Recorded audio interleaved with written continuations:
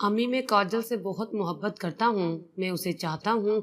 वो मुझे ना मिली तो मैं मर जाऊंगा। मेरी बात सुनकर अम्मी ने मुझे घूर कर देखा था। वो कहने लगी, तुम किस काजल की बात कर रहे हो? मैं बोला, हमारी पड़ोसन की बेटी काजल।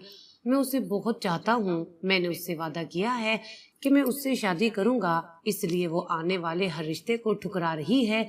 बेटा, तुम्हारा दिमाग तो खराब नहीं हो गया? तुम मुसलमान होते हुए कैसे गैर मुस्लिम लड़की से शादी कर सकते हो? मैं बड़े अरसे से तुम्हारे और काजल के दरमियान ये प्यार मोहब्बत का खेल देख रही थी। मुझे तो यही लगा था कि शायद ये तुम दोनों का बचपना है, क्योंकि तुम दोनों के दरमियान एक बहुत बड़ी दीवार है और वो है मजहब की। मुझे यही लगा था कि तुम दोनों खुद ही समझ जाओगे, मगर यकीन करो, मुझे तुमसे इस किस्म की हिमाकत की तवक्का नहीं थी। खैर, आज तुमने ये बात कर दी है तो मैं इसे तुम्हारी पहली और आखिरी गलती समझकर माफ कर देती हूँ, मगर इस शर्त पर कि तुम आज के बाद ये बात अपने मुंह से नहीं निकालोगे, नहीं तो सलमान मुझसे बुरा कोई नहीं होगा। मैं बोला, अम्मी, मैं आपसे कह रहा हूँ कि मैं काजल के बगैर मर जाऊंगा और आप मुझसे शर्त शर्त खेल रही हैं। मैंने आपसे साफ साफ कह दिया है कि अगर आप अपने इकलौते बेटे की जिंदगी चाहती हैं तो कल मेरा रिश्ता काजल के लिए ले जाइएगा। इतना कहकर मैं अम्मी के पास से उठ गया था और घर से बाहर निकल गया था। मैं बेहद परेशान था। मुझे समझ नहीं आ रहा था कि मेरी और काजल की स्कूल की दोस्ती कब मोहब्बत में बदल गई। हम एक दूसरे को इस कदर चाहने लगे कि अब तो ऐसा लगता था कि हम अगर ना मिल पाए तो जी नहीं पाएंगे। मैं अब खुद को कोसने लगा था। मुझे पहले ही समझ जाना चाहिए था कि हम दोनों एक दूसरे से बहुत मुख्तलिफ हैं। हमारा मजहब मुख्तलिफ है, हमारे रस्म रिवाज मुख्तलिफ हैं। लड़कियां तो ना समझ होती हैं, उनके साथ तो जो कोई भी प्यार के दो बोल बोल दे वो बस उसी की हो जाती हैं। मगर उसकी शख्सियत में कुछ ऐसा था जिसने मुझे जकड़ लिया था। मैं चाहकर भी खुद को उससे दूर नहीं कर पा रहा था। दूसरी तरफ काजल हर वक्त फोन करके रोती रहती थी। वो बहुत डरी हुई थी। उसका कहना था कि उसके खानदान वाले मुसलमानों को अच्छा नहीं समझते। वो डर रही थी कि जब मैं उसका रिश्ता लेकर जाऊंगा तो वो क्या कोहराम मचाएंगे, मगर वो कहाँ जानती थी कि मेरी अम्मी का भी यही हाल था। मैं इन्हीं सोचों में गुम था कि मेरा मोबाइल बजने लगा था। मैंने नंबर देखा तो काजल का था। मैंने कॉल अटेंड की तो उसके रोने की आवाज मेरी समाज से टकराई थी। वो बहुत घबराई हुई थी। मैं बोला, क्या बात है, तुम रो क्यों रही हो? वो बोली, सलमान, मैं बहुत बड़ी मुसीबत में फंस गई हूँ। मेरे लिए एक बहुत ही अच्छा रिश्ता आया है। लड़के का अपना बिजनेस है, शक्ल सूरत का भी अच्छा है, और सबसे बढ़कर वो लड़का हमारी बरादरी का है। मेरे वालिदैन इस रिश्ते के लिए राजी हैं। लड़के वाले आज ही आकर मंगनी करना चाहते हैं। अब हमें कोई एक नहीं कर सकेगा। हमारे रास्ते हमेशा हमेशा के लिए जुदा हो गए हैं। मैं बोला, काजल, तुम इतनी जल्दी हार मान चुकी हो क्या? वो कहने लगी, मेरे पास और कोई चारा भी नहीं है। मैंने कितने अरसे से तुम्हें कहा हुआ था कि मेरा रिश्ता भेज दो, लेकिन तुमने अभी तक मेरा रिश्ता नहीं भेजा। अब बताओ, मैं अपने घर वालों से क्या कहूँ कि मैं ये शादी क्यों नहीं करना चाहती? मैं ये सब बातें सुनकर परेशान हो गया था और बोला, तुम इस रिश्ते से इनकार तो करो, फिर मैं अपनी अम्मी को भी राजी करता हूँ कि वो तुम्हारे घर रिश्ता मांगने के लिए चली जाएं। काजल हैरान रह गई थी। वो बोली, तुमने अभी तक अपने घर में बात ही नहीं की। मैं बोला कि मैंने अम्मी से बात की थी, मगर उन्होंने ये रिश्ता करने से साफ इनकार कर दिया है, मगर मैं उन्हें मना लूंगा। वो फूट फूट कर रोने लगी और बोली, सलमान, लगता है हमारे रिश्ते के मुकद्दर में अब तारीख ही रह गई है। मैं उसे बोला कि सब कुछ अच्छा हो जाएगा, तुम मेरी खातिर घर वालों से बात तो करो। काजल ने कुछ कहे बिना ही फोन रख दिया था। मैं सुबह का घर से निकला तो चलते चलते बहुत दूर चला गया था, इसलिए मैंने अब वापसी की राह ली थी। मैं अपने मोहल्ले में पहुंचा तो मुझे कुछ अजीब सा महसूस हो रहा था। ऐसा लग रहा था जैसे कुछ गलत हो गया हो। मैं जल्दी से घर में दाखिल हुआ था। सामने ही मेरी अम्मी खड़ी थी। वो भी परेशान लग रही थी। मुझे देखकर वो कहने लगी, तुम सुबह से कहाँ गायब थे? मैं बोला, मैं जरा मार्केट तक गया था। तो अम्मी कहने लगी, तुम मुझसे काजल के रिश्ते की बात कर रहे थे? मैं बोला, जी अम्मी, आप राजी हैं क्या? चले मेरे साथ, अब हम उसका रिश्ता मांग लेते हैं। अम्मी ने नफी में सर हिलाया और बोली, मैं राजी नहीं हुई। मैं परेशान हो रही हूँ क्योंकि काजल के घर से वक्फे वक्फे से चीखने चिल्लाने की आवाजें आ रही हैं। लगता है जैसे उसने अपने घर में तुम्हारी बात की है। मैं बड़ा घबरा गया था। तभी काजल के घर से फिर से आवाज आई थी, लेकिन इस बार उसके रोने की आवाज भी शामिल थी। मैं बाहर की जाने भागा था। मैं ये सब होते हुए नहीं देख सकता था। अम्मी ने मेरा हाथ पकड़ लिया और मुझे बाहर जाने से रोक दिया था। वो बोली, तुम कहाँ जा रहे हो? मैं बोला, मैं काजल के घर जा रहा हूँ, मैं उस पर तशद्दुद नहीं होने दूंगा। अम्मी मेरी बात सुनकर गुस्से से बोली, वो लोग तुम्हें बांध कर मारेंगे, ज्यादा हीरो बनने की जरूरत नहीं है, तुम अपने घर में ही अच्छे हो। मैं बोला, अम्मी आप कैसी बातें कर रही हैं? मुझसे ज्यादा बहादुर तो वो लड़की है जो अपने घर वालों के सामने मेरे लिए डट गई है, और एक आप हैं जो मुझे बुज़दिली का सबक पढ़ा रही हैं। अम्मी बोली, सलमान तुमने ये क्या कर दिया है? तुमने मोहब्बत करने से पहले ये क्यों ना सोचा कि तुम दोनों समंदर के दो किनारों की तरह हो, तुम कभी भी मिल नहीं सकोगे। मैं बोला, अम्मी ये बातें करने का वक्त नहीं है, मुझे जाने दे। अम्मी बोली, तुम्हारी जान को खतरा है। तब मैंने अम्मी की आंखों में आंखें डालकर कहा कि मुझे ऐसी जिंदगी नहीं चाहिए जिसमें काजल ना हो। अम्मी ने अपना माथा पीट लिया था। वो कहने लगी, तुम ये मत समझना कि मैंने तुम्हारे आगे हार मान ली है, बस मुझे काजल की फिक्र है, मैं उसकी खैर चाहती हूँ। वो बहुत मासूम लड़की है, उसके घर जाओगे तो उसकी शामत आ जाएगी। चलो मैं तुम्हारे साथ चलती हूँ। मैं अम्मी की बात सुनकर मुस्कुरा दिया था। हम दोनों ही काजल के घर चले गए थे। सामने ही चारपाई पर वो बैठी हुई थी। उसके बाल बिखरे हुए थे, होंठों से खून बह रहा था और एक आंख भी सूजी हुई थी। उसकी हालत देखकर लग रहा था कि उस पर शदीद तशद्दुद हुआ है। काजल के वालिद की नजर जैसे ही मुझ पर पड़ी, वो भागकर मेरी जानिब आया और मुझे कॉलर से पकड़ लिया। वो कहने लगा, तुमने मेरी बेटी को मोहब्बत के जाल में क्यों फंसा लिया? और तब मेरी अम्मी आगे बढ़कर बोली, भाई साहब आराम से बात सुनिए और मेरे बेटे को छोड़ दें। काजल के वालिदैन ने मेरी अम्मी को और मुझे चारपाई पर बिठा दिया, जबकि मैंने आंखों ही आंखों से काजल को इशारा किया था कि मैं सब कुछ ठीक कर दूंगा। अम्मी बोली, भाई साहब मैं आपकी बेटी का रिश्ता लेने आई हूँ। काजल के वालिद गुस्से में आ गए थे। वो कहने लगे, बहन मैं आपकी बहुत इज्जत करता हूँ, मगर आप ऐसी बात करके मुझे बदतमीजी करने पर मजबूर मत करें। आपको इल्म भी है क्या कि आप क्या कह रही हैं? मेरी बेटी और आपके बेटे का कोई जोड़ नहीं है। हमारे खानदान वालों के दरमियान सबसे बड़ी रुकावट मजहब है। आप मुसलमान हैं और हम दूसरे मजहब के हैं। आप अपने बेटे को समझाएं, हम अपनी बेटी को समझा लेंगे। अम्मी बोली, आपको क्या लगता है मैंने अपने बेटे को इस रिश्ते से रोका नहीं होगा? वो रुकता नहीं है और मुझे यकीन है कि आपकी बेटी भी आपके सामने हथियार नहीं डालेगी।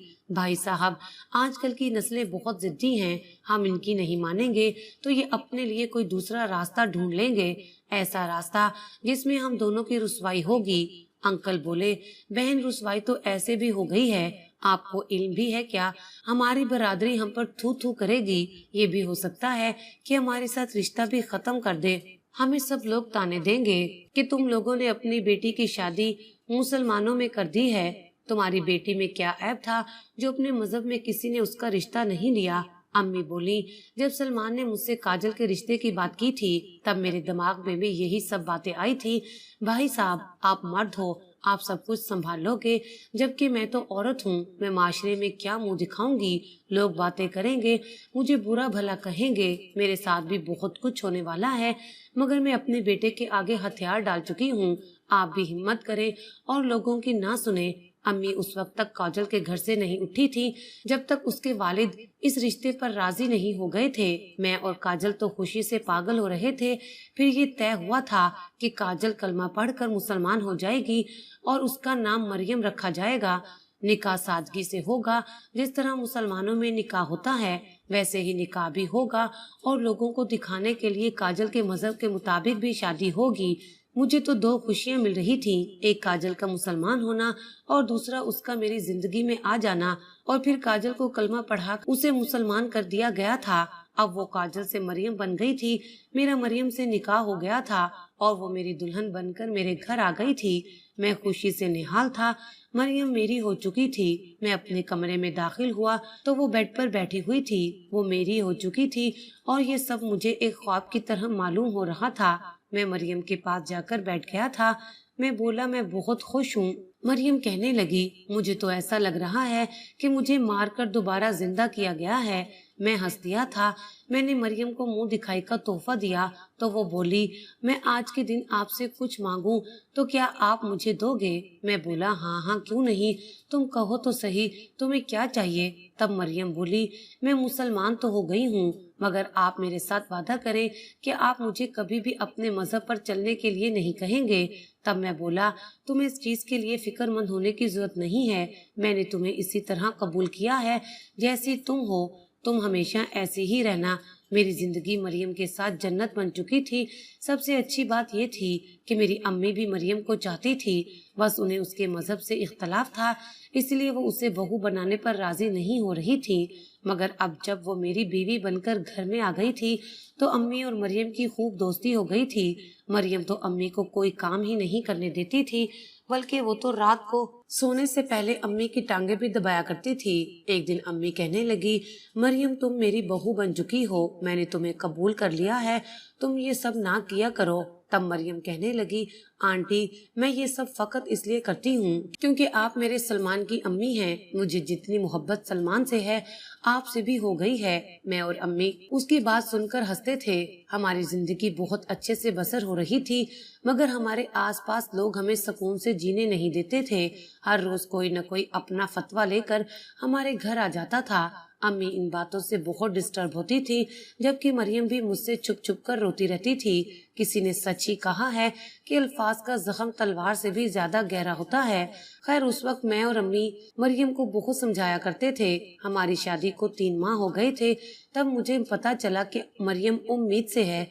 ये खबर सुनकर तो मैं सातों आसमानों पर पहुंच चुका था, जबकि अम्मी के भी पैर जमीन पर नहीं टिकते थे। अम्मी मरियम का बहुत ख्याल रखती थी, उसे घर के काम करने की भी इजाजत नहीं दी जाती थी। एक दिन मैं अपने कमरे में बैठा था, तब अम्मी मेरे पास आ गई और बोली, सलमान तुम्हारी कितनी उम्र हो गई है? मैंने हैरत से अम्मी की जानिब देखा और बोला, मैं 26 साल का हो गया हूँ, आप ये सब क्यों पूछ रही हैं?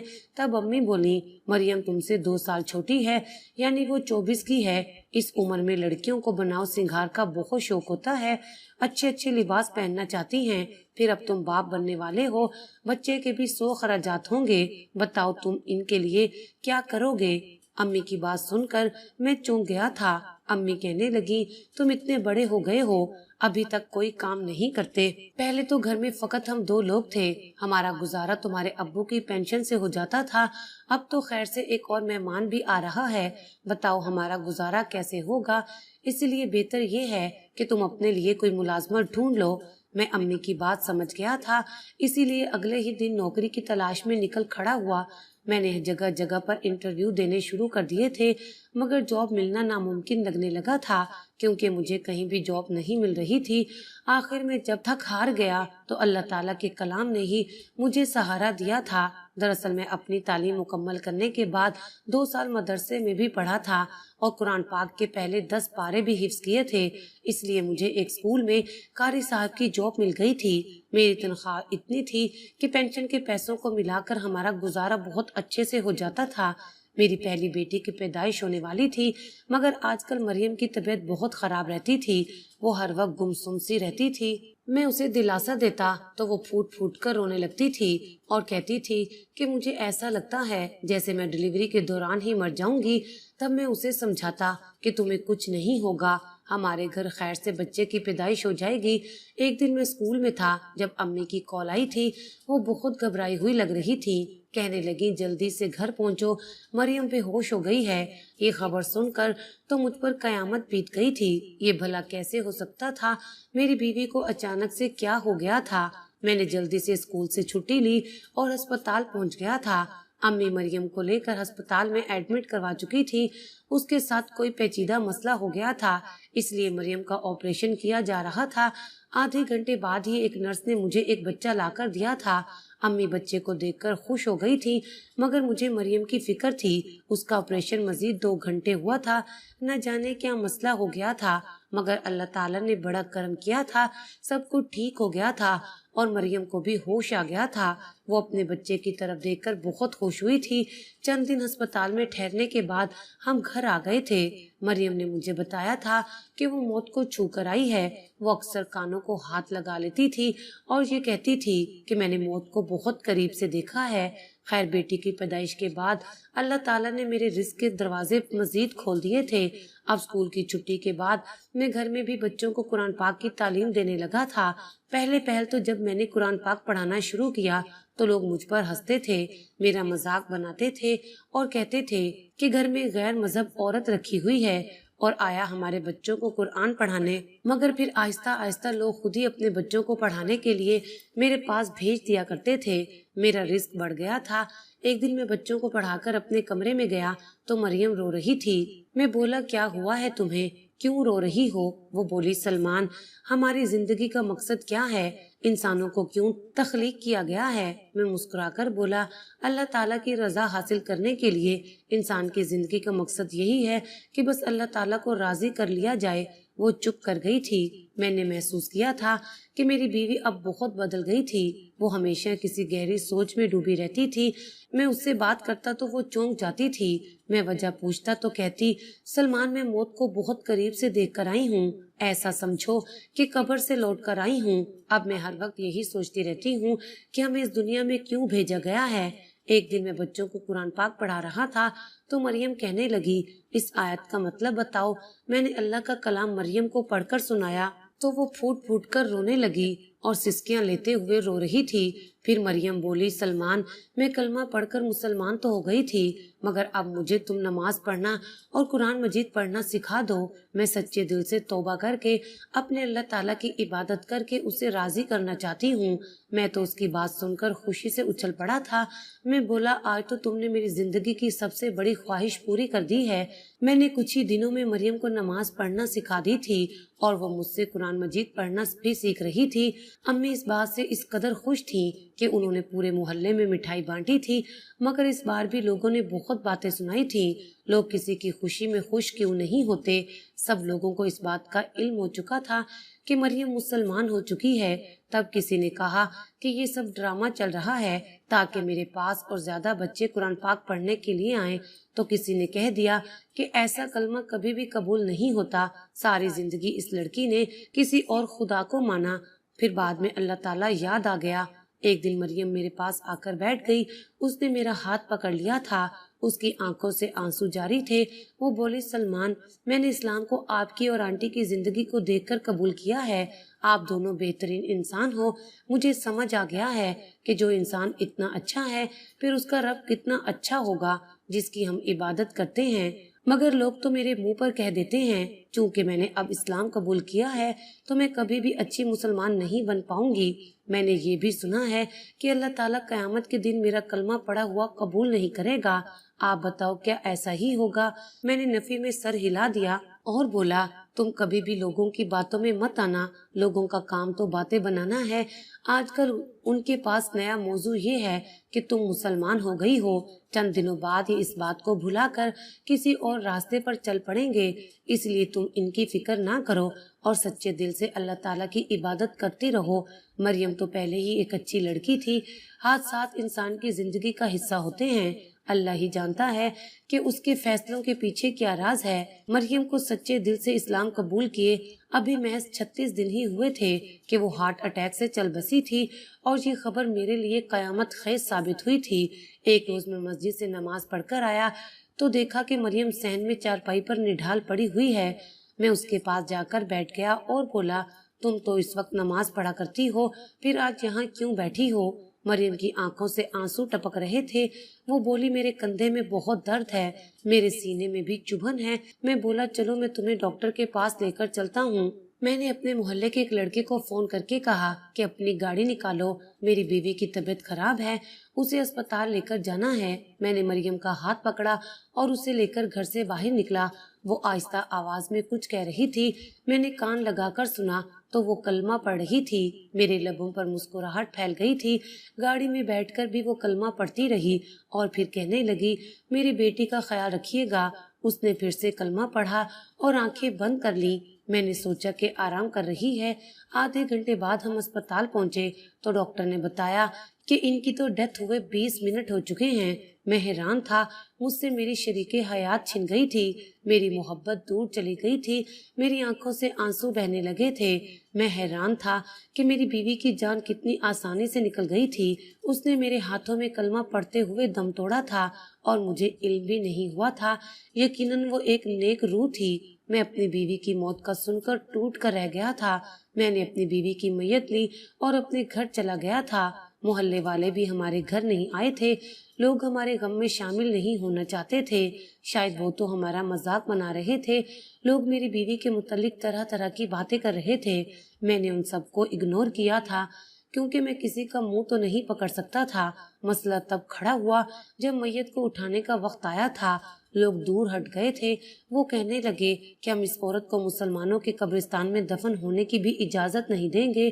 یہ ساری عمر دوسرے مذہب کی رہی ہے اور پھر اپنی محبت کے پیچھے دکھاوے کے لیے مسلمان ہو گئی تھی۔ اللہ تعالیٰ اس سے راضی نہیں ہوگا۔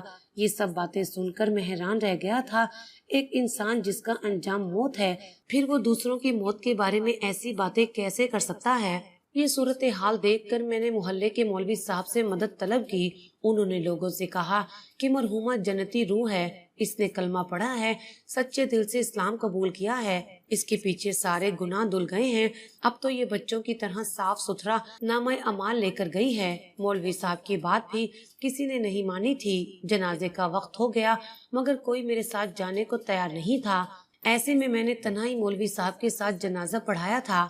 قبرستان پہنچ کر ہم دو جانے نماز جنازہ پڑھنے لگے تو مجھے محسوس ہوا کہ بہت سے لوگوں کے چلنے کی آواز آ رہی ہے۔ ہم نے جنازہ پڑھا دیا۔ پیچھے مڑ کر دیکھا تو 70 آدمی کھڑے تھے، سب کے چہرے چھپے ہوئے تھے۔ ان آدمیوں کی آمد کے متعلق شاید ہمارے محلے داروں کو بھی علم ہو گیا تھا، اس لیے وہ بھی تماشا دیکھنے کے لیے آ گئے تھے۔ میں آگے بڑھا اور ان آدمیوں کے سربراہ سے پوچھا، آپ کون ہیں اور یہاں کیسے آئے ہیں؟ ان کے سربراہ نے اپنے چہرے سے نقاب ہٹا دیا تھا۔ وہ کہنے لگا، ہم نے کل رات خواب میں دیکھا تھا، کسی بزرگ نے کہا ہے کہ فلاں جگہ پر ایک جنتی عورت کا جنازہ پڑھایا جا رہا ہے، آپ نے وہاں لازمی پہنچنا ہے، نہیں تو آپ کی تمام عبادتیں ضائع ہو جائیں گی۔ یہ خبر سنتے ہی میں اپنے ساتھیوں کو لے کر یہاں پہنچ گیا تھا۔ میں یہاں سے 200 کلومیٹر دور ایک گاؤں میں مسجد کا امام ہوں۔ یہ بات سن کر میری آنکھوں میں آنسو آ گئے تھے۔ میرے محلے دار بھی شرمندہ ہو گئے تھے۔ سب نے مجھ سے معذرت کی تھی اور میری بیوی کے لیے دعائے مغفرت کی تھی۔ میں اللہ تعالیٰ کے رازوں سے حیران رہ گیا تھا۔ بے شک اللہ تعالیٰ بڑا ہی رحم کرنے والا ہے۔ اس نے میری مرحومہ بیوی کے بارے میں باتیں کرنے والوں کا منہ بند کر دیا تھا۔ اس واقعے کے بعد لوگوں نے توبہ کر لی تھی کہ وہ کبھی بھی اللہ اور بندے کے معاملات میں دخل اندازی نہیں کریں گے اور کسی کو اپنے پاس سے ہی جنت اور جہنم کا سرٹیفکیٹ نہیں بانٹیں گے۔ میں مریم کے بعد ٹوٹ کر رہ گیا ہوں۔ اس کی یاد میرے ساتھ ہے۔ میں خوش ہوں کہ اس نے اسلام قبول کر لیا تھا۔ امی چاہتی ہیں کہ میں دوسری شادی کر لوں مگر میں ابھی یہ فیصلہ نہیں کر پا رہا۔ اب آپ مجھے بتائیں کہ میں دوسری شادی کر لوں یا اپنی بیٹی کے ساتھ مریم کی یاد میں ساری زندگی ایسے ہی گزار دوں؟ کمنٹ سیکشن میں اپنی رائے ضرور دیجیے گا۔